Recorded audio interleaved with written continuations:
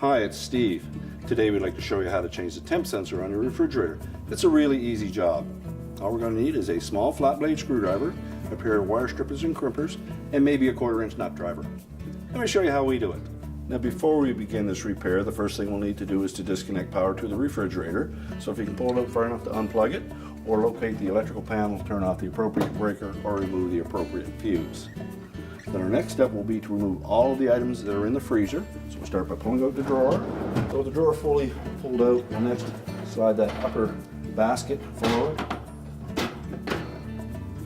And lift it out and set it aside. Now to remove the lower drawer and the door, we're simply going to lift up on the front, and that will disengage 2 tabs at the front of those rails. And lift it off the back. We can set that whole assembly aside. Now our next step will be to remove the tracks. And if we pull those out far enough that we can access these little locking tabs, we're just going to depress those.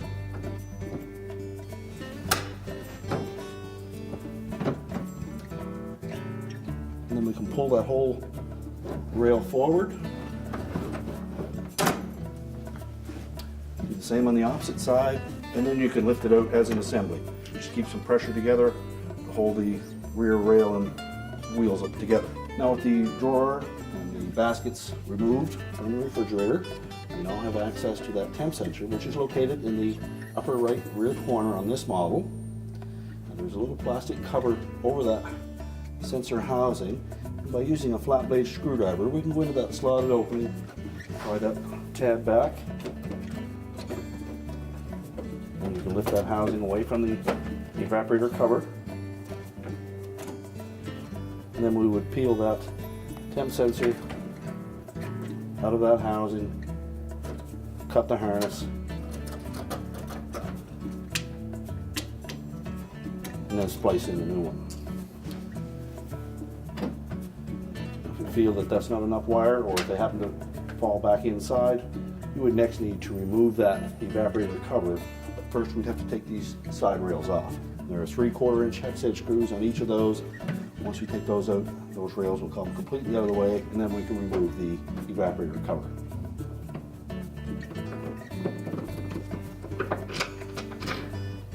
Just take all of those out.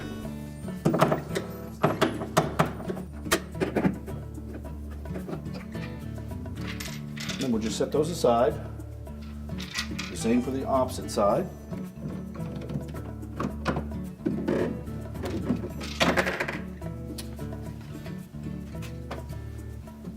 Now if your model is equipped with an ice maker, you would need to remove that next, as well as the wire harness connection to the back. Now our next step will be to remove this rear air grill. And then we'll need a flat blade screwdriver. In the top outside opening on either side, there's a little plastic tab. Just depress that towards the center.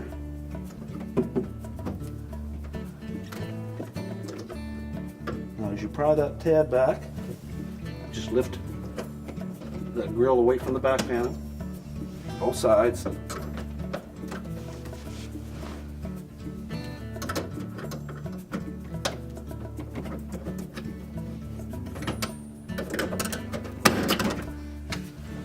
And then pop it off. Now next we'll remove this little cover on the temp sensor.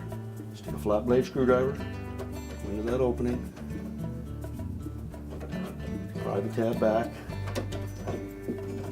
hinge it, and let it hang there. So next we'll remove the 4/4 inch hex head screws, one in each corner.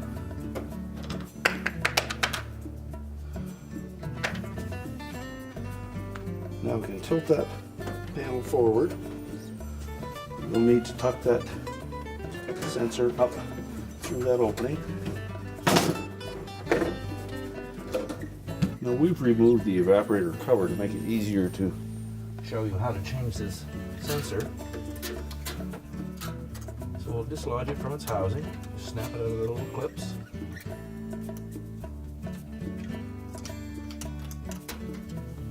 Remove it.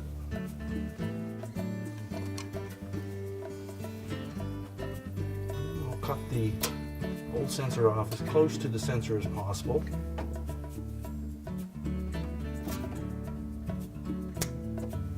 We need to separate those leads.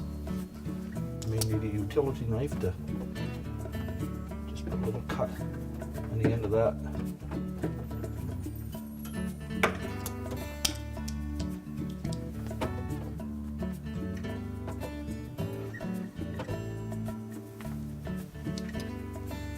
And then using our wire strippers, we'll peel back about 3/8 of an inch of the insulation.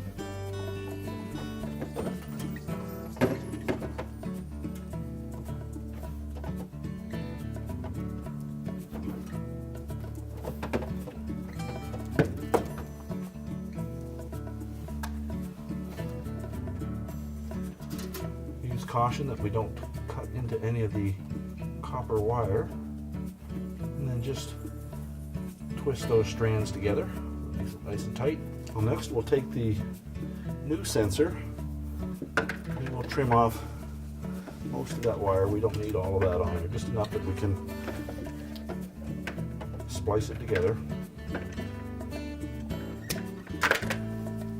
And again, we'll need to make a little slice in the end. So now that we have that sensor lead cut to a reasonable length, we'll just strip some of that insulation off, and again we'll twist those strands of copper together.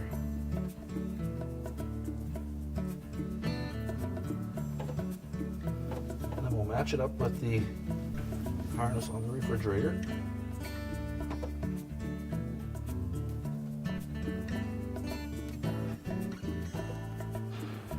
Twist them firmly together. Make sure we have good connection. We'll take the connectors that were supplied with the kit and crimp them over those joints.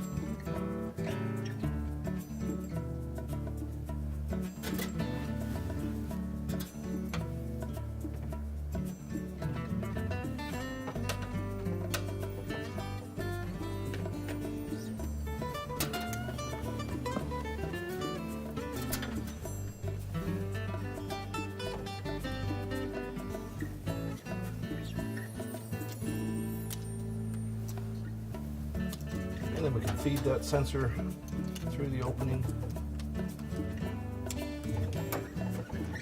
clip it in the proper position. And now we're ready to put the evaporator cover back on. So we'll start by positioning that evaporator cover towards the back.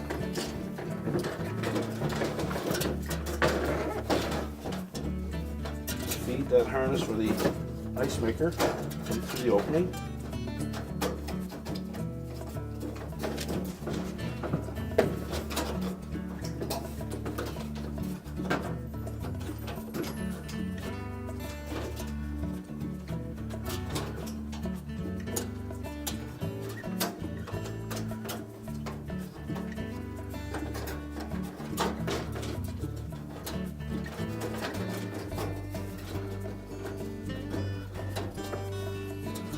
And we'll just tuck this edge in first.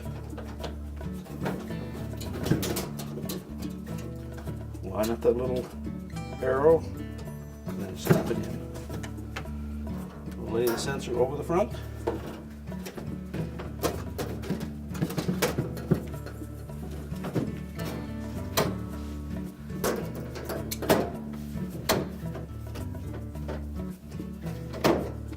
Just press the evaporator cover back until the screw holes line up, and then we'll install the screws.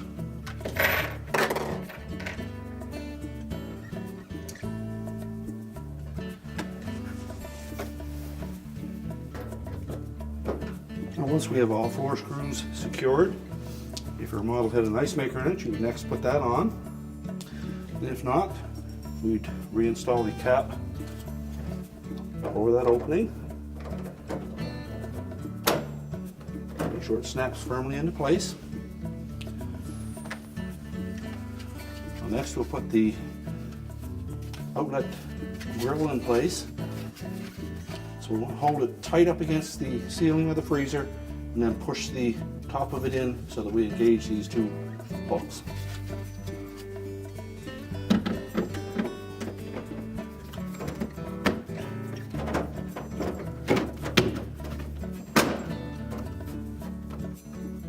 way that little tab in the center lines up in the center of the grill on the bottom row.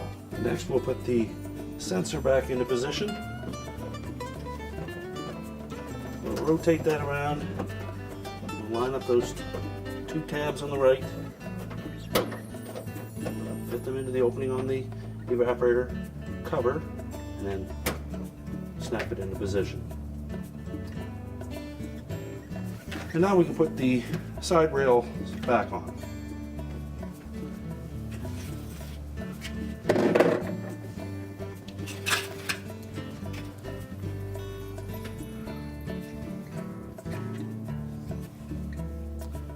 Just line them up, press them into place, and then reinstall the retaining screws.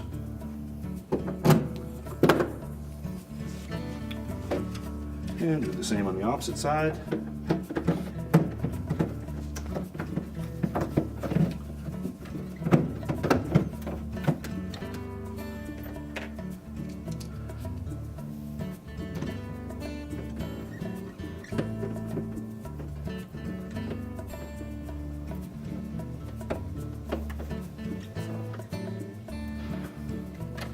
Now once those are both secure, we can put the rails back in.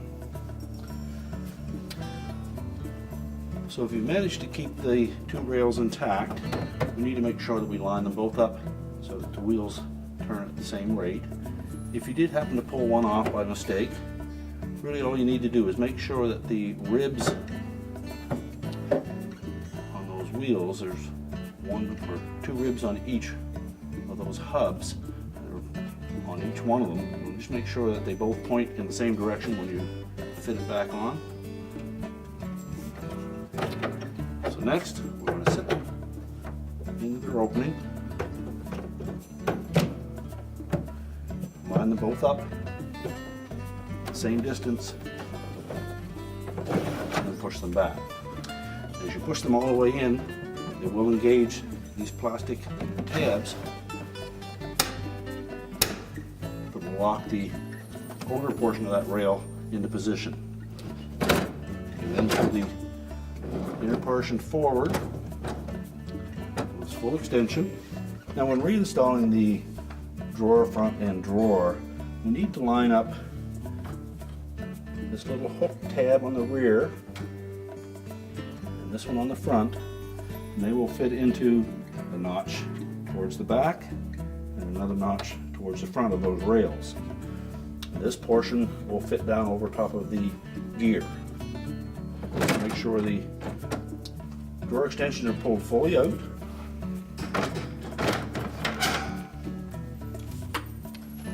And line up the rears, hook those in first. Just make sure that we hook that back portion in that slot first. And then just lower the front of the drawer down until it engages those. Check the action. Make sure it pulls it in evenly. And then we can install the other drawer. We put our upper basket back in.